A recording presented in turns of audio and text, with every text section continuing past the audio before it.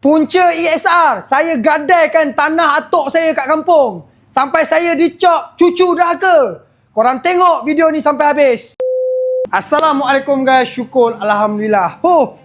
Race motor ni takkan habis. Sampai gadai semua harta benda, tanah-tanah kat kampung, semua saya gadai ni. Korang boleh tengok depan saya ni adalah enjin bilik daripada ESR. Bila kita tengok depan-depan dan pegang, memang pure original bilik. Ini bukan besi longkang dekat Stadium Jitra tu, hang tahu tak? Ini memang betul-betul padu. Harga pun berpatutan. Memang bos adik buat untuk rakyat Malaysia. Bukan duk kapak kepala harga sampai 4-5 ribu Dekat depan saya ni ada 15 set khas untuk saya nak buat dekat saya punya motor-motor racing. Saya nak buat spek 80, 82, 85. Saya mencari lagi 5 biji motor Y15 yang ada kat luar sana yang nak jual murah-murah. Bagi tahu kat saya, DM saya, hubur sekali dengan harga. Saya nak lagi 5 biji motor. Lah ni kita ada 10 biji motor. Saya nak buat 15 biji motor. Kita race sampai gadai harta semua ni. Kita race sampai jual saya punya tanah atuk saya kat kampung. Disebabkan bos Adib seru, Motor Garage ready untuk buat spek-spek akor. Dan kita pun nak prepare, tahun ni kita nak pergi Buriram NGO di Thailand. Hujung bulan 12 tahun ni. So, depan saya ni ada 15 set. Saya akan pakai 5 set untuk motor baru saya. 5 set saya akan simpan untuk buat spare.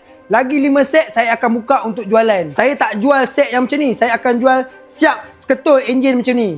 Contoh saya akan buat spek 85. Lepas tu berapa harga? Lepas tu saya akan buat spek 82. Full set dah siap untuk sarung je kat enjin. Berapa harga? Contoh 5-6 ribu. Contoh kalau ada yang nak beli crankcase, saya jual RM2,000 saja. Kita tak ada ambil untung apa-apa pun sebab ini termasuk postage apa semua lah. Tapi yang penting pasang enjin di botol garas. Saya akan buat video lah sebelum dan selepas. Macam biasa guys, looking low mari. Bos, Pak Is nak pergi gak race Buriram hujung tahun ni. Ramai dah petik-petik lah ni. Hey Pak Is, aku pantang nenek moyang aku kalau ada orang petik nama botol garas. Kau relax jap. Aku benda-benda macam ni tak boleh ni.